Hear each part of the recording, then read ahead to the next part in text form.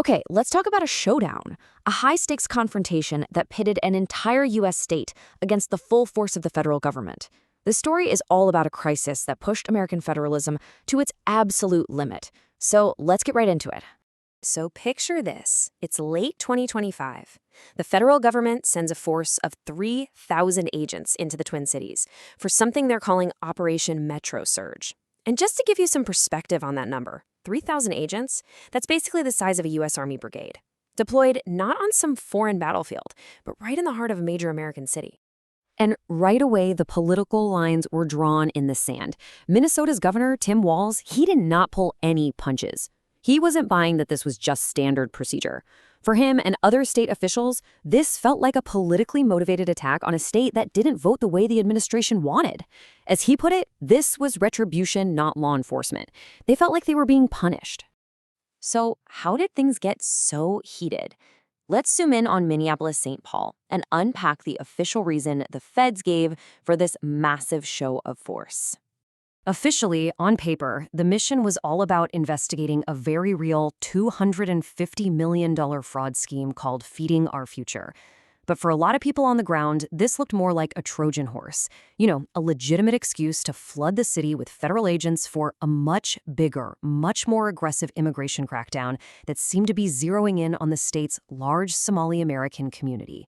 And this is where things went from a political firestorm to a deadly crisis, and fast.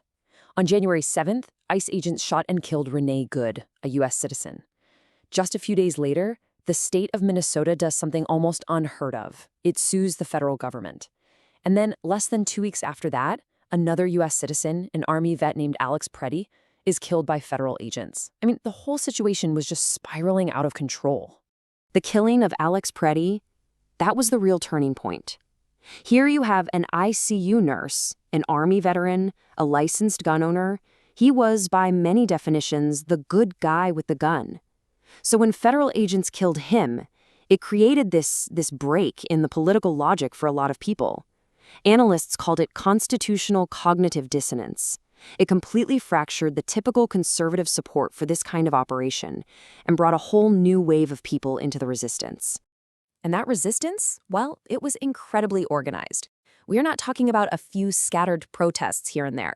We're talking about the activation of a very sophisticated, pre-planned strategy for civil resistance, a strategy that's now known as the Minnesota model. So what is the Minnesota model exactly? Well, it's a coordinated strategy that weaves together three powerful forces: organized labor, grassroots community defense, and the state's own legal muscle. And the most important thing to get here is that this wasn't some spontaneous uprising. It was a game plan, sitting on a shelf, ready to be activated the moment it was needed.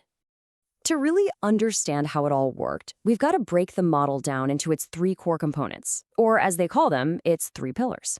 Each one was designed to hit the federal operation right where it was most vulnerable. So those three pillars are economic warfare, which is all about using labor and business to squeeze them financially.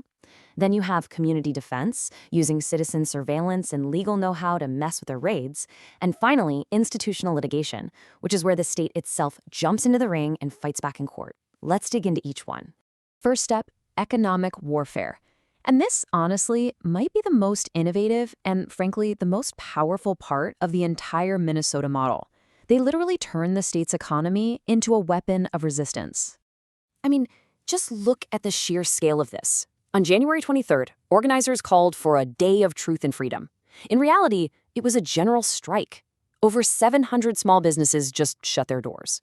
More than 50 different labor unions walked out. Protesters even managed to shut down parts of the Minneapolis airport, which led to a ton of arrests. The goal was brutally simple: make it so economically painful for this operation to continue that they'd have no choice but to leave. All right, so let's move to the second pillar, which builds right on top of that economic pressure: community defense. This was all about controlling the physical space and completely taking away the element of surprise that federal agents absolutely depend on to do their jobs.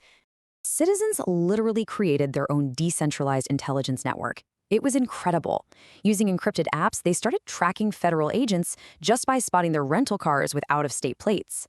The second a raid was suspected, these rapid response cop-watching teams would swarm the area to film everything, and huge noise demonstrations would erupt to alert the whole neighborhood. It made doing a quiet, stealthy operation pretty much impossible. And this part is just brilliant. One of their sharpest tools was something called the Fourth Amendment Business Protocol. Organizers went around and educated hundreds of business owners on the really crucial legal difference between an administrative warrant, which is just signed by some agency bureaucrat, and a judicial warrant, which has to be signed by an actual judge.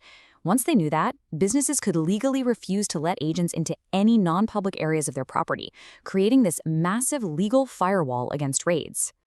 And that brings us to the final pillar, institutional litigation. This is the part where the state government itself, from the attorney general all the way to the state courts, jumped into the fight directly. So 3 huge legal battles basically crippled the operation.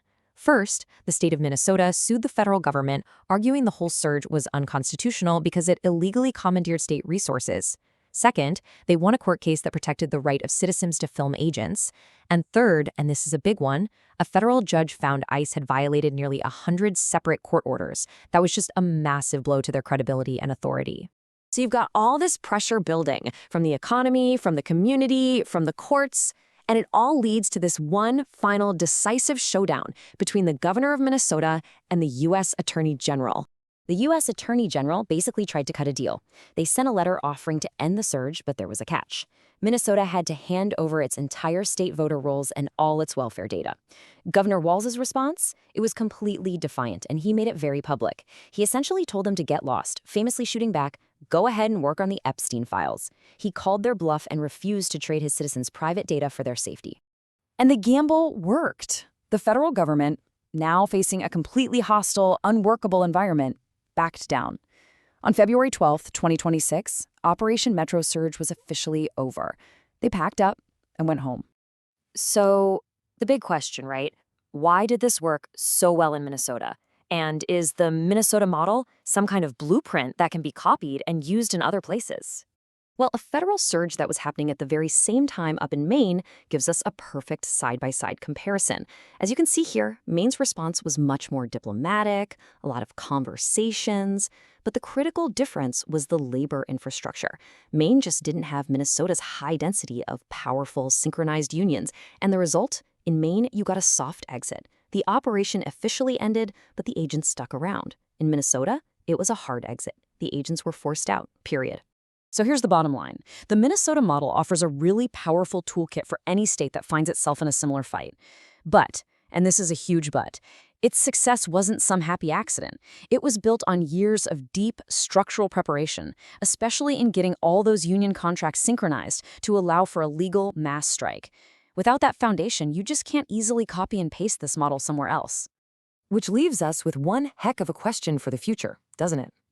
In a country where our political divides seem to be getting deeper and deeper along state lines, the crisis in Minnesota proved that a unified, organized state can actually stand up to federal power and win. It really makes you wonder about the future of federalism in America.